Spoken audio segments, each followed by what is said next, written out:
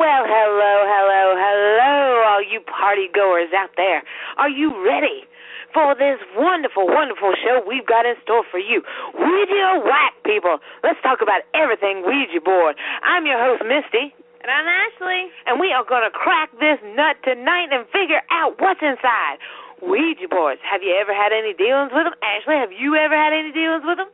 We'll have to wait and see for the show. We will. We're going to get right into it. So, what'd you do this week, Ashley? Well, God, you had to catch me off guard. I just got... Well, have you been to this show before? Nice to meet you, Ashley. Have you been on this show before? I went to class and realized I got 3 tests coming up. An exam, I got 2 tests, lab and lecture, so it's going to be a great week. Just great for you next week. You, Misty? Well, I'm glad you asked, because I have been diligently working on this wonderful show we call The Paranormal Party.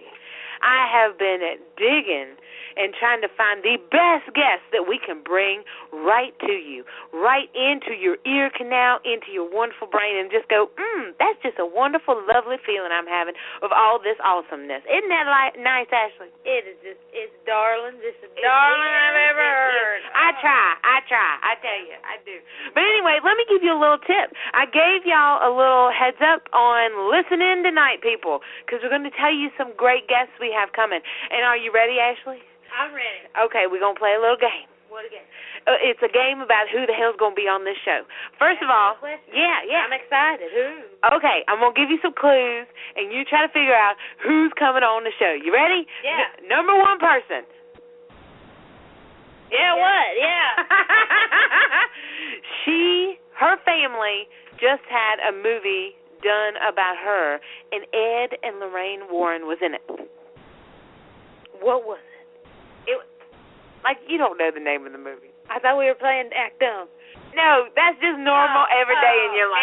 Yeah. All right, anyway, it is going to be the oldest daughter. And I am so excited to actually have her come on. Andrea Perron is her name. I have got to meet her Are you through... saying that right? I do believe I am. Okay. Yes. I've got to meet her through just Facebook, but seems like a darling lady. I can't wait to have her come on. That's our big guest. I was so excited about that. I mean, when she said yes, I was like, oh, my gosh, on our little show. I'm so excited. Us and our 2 listeners are going to be so happy, aren't they? Oh, yes. Yeah. Anyway, so I was excited about that. We're going to have Pat Bizard on. She has done awesome things. She actually wrote a story about us, SOS. Way back when. Yeah, man. God, we were green, and she was like, hey, let's write a story. And I was like, oh, my gosh, we really didn't know what the heck she was doing for us then, really. We had no idea, but that lady was awesome. She, I think it was, what was it, Weird World? Is that what she was? I think so. Yeah. She's done numerous, photography is at the root of her. I mean, she loves that. She loves all kinds of stuff like that. She's got a new book, I think, getting ready to come out about St. Albans. We'll have to wait and see, but that's really exciting. Plus, she's a psychic, man. That's really cool.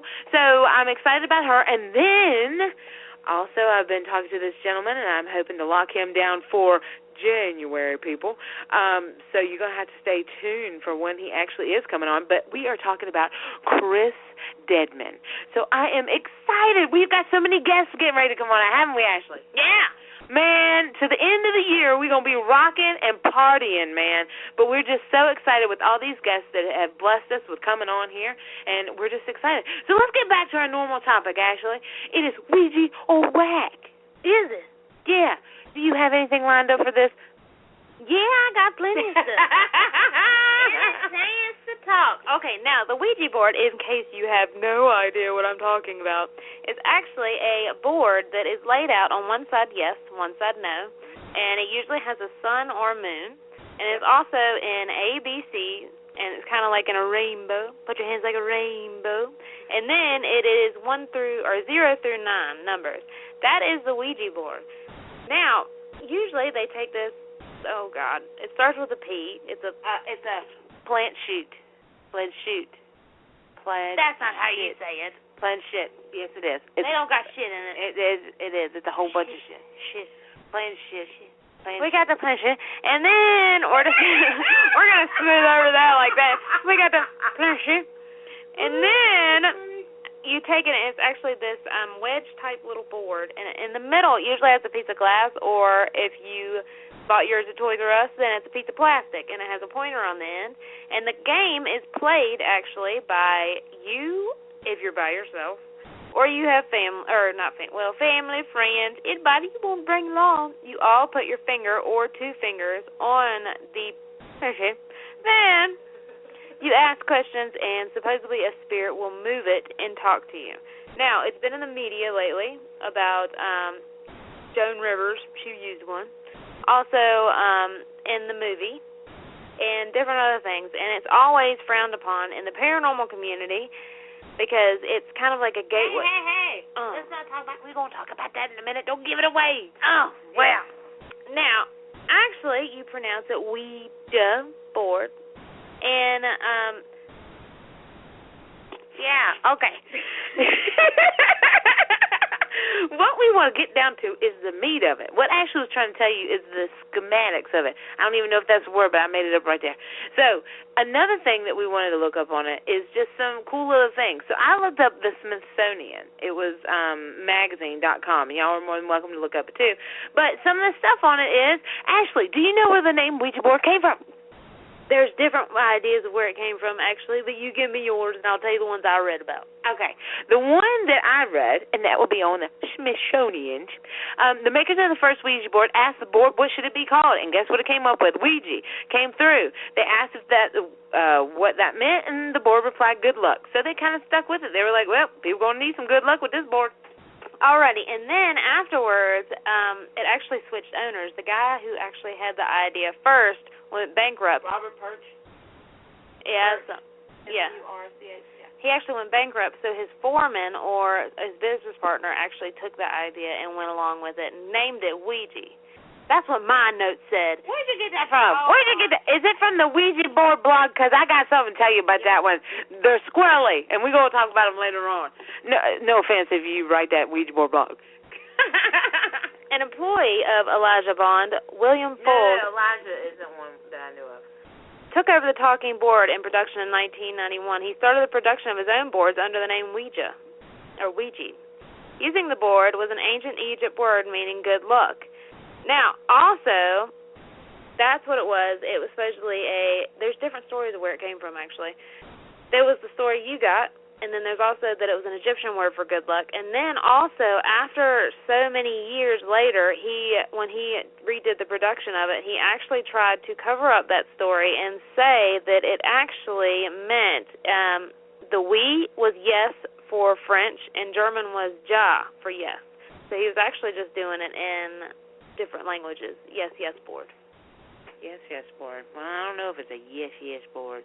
Well, some of the stuff that we actually came up with, or a little bit came up with, is we have touched on this in the past of the spiritualist movement. And we wanted to know, where did the Ouija board come from, you know? I mean, we kind of know where its name came from and stuff like that. But as far as the spiritualist movement apparently had a big hand in this. From what I read and studied up on, because I wanted to bring this news hot to you, baby. I wanted everybody to know where this came from and how it came from. The deal is back in the day, everybody knows who the Fox sisters are. And if you don't, let me educate you just a little bit. These ladies were the first to say, I guess not the first, but they were some of the most popular women who were around. They could pop their knees, things like that, and they would make sounds. Well, they would claim those as spirit communication. This is where your seances came, your spiritualism. They actually toured around, would go to people's houses.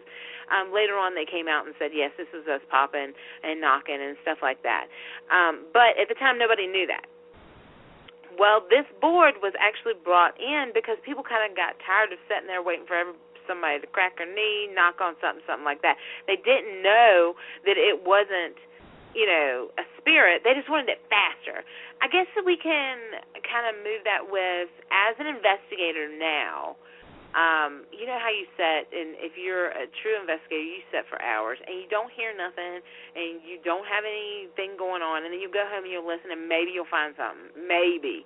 But if not, it's kind of boring, okay?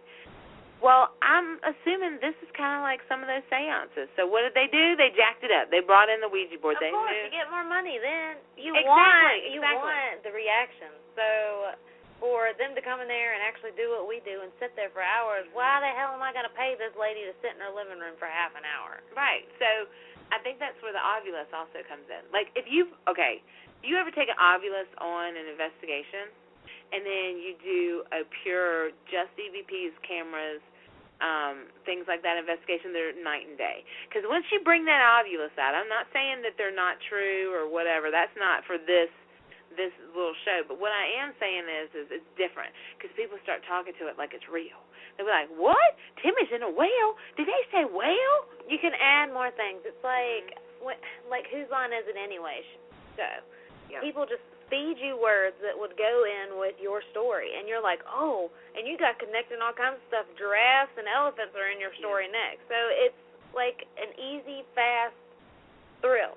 Like anything. Yeah. Okay, well, we're not saying that those are down and none of that stuff is true because we've actually used them and they've got, sometimes it's been right and we've connected the dots. We don't know if that was just a coincidence or what. I mean, this is all, there's no way to prove any of this because I ain't never really sat down and had tea with a ghost. But also, the other thing is like flashlights. So I think it's really interesting how, I'm not saying go out and use it, and I'm not saying we use it or anything like that, but how Ouija boards got so turned down because that is a quick effect. Right. I think, nowadays, it depends on, like I said, what kind of investigator you are and what kind of equipment you want to use and stuff like that. But it gives you a quicker response, and that's what people were looking for in the spiritualist movement. So that's when this board started popping up. These guys who you were talking a little bit about before, there was probably about 3 of them that went in, and they really, they really didn't, I'd say, believe in the board 100%, but they were businessmen. So they knew where there were money to be made. And the thing is back in the day when people had these Ouija boards and stuff like that, it's because people weren't living as long as they are now. They were living to 50. Oh, gosh. I've, went to an old bookstore, and I've bought books, and they're, old books that talk about the ghosts in the old times. I mean, back in the day, before there was TV and before there was all this in-your-face, haunted houses, ghost stories were something really stupid. They were just simple stuff that you were like, really? That's a ghost story? To them, it was just something so much of seeing a shadow in the room. And that's enough. Even though there might have been their brother standing in the window or something. That was enough to scare the crap out of them and to never be able to sleep again. Right. So I think the war also played a part on this because people were dying at 50. Women were dying in childbirth. Children were dying of disease, and men were dying of war. So what they wanted to do is they had a sense of, I want to communicate with the dead. That's where this board came in. That's where the spiritualist movement came in. They thought these people who were doing the seances on Saturday night were also getting up the next morning and going to church. They just wanted to speak to the dead, and then all of a sudden it was bad, though. This is horrible, but we know a lot of groups, and I always say this, their evidence might not be evidence that I would bring forth being a group, but it's none of my business to correct what they get, because I don't know their background and what they believe is evidence or what they've caught. I don't know how they caught it. I don't know any of that stuff, and, to them, to me, it might just be a water spot, but to them, it could be 10 times more, and it could be something they could have connected personally, that it was their family member or something like that. So that's none of my business. And that's something we learned really early on. It's either you could, what she was saying is, we've met people who are in this, and they have their own reasons. They have their reasons because maybe they're missing a loved one, and they're in this field to try to find proof that there is something after this. I don't know about y'all.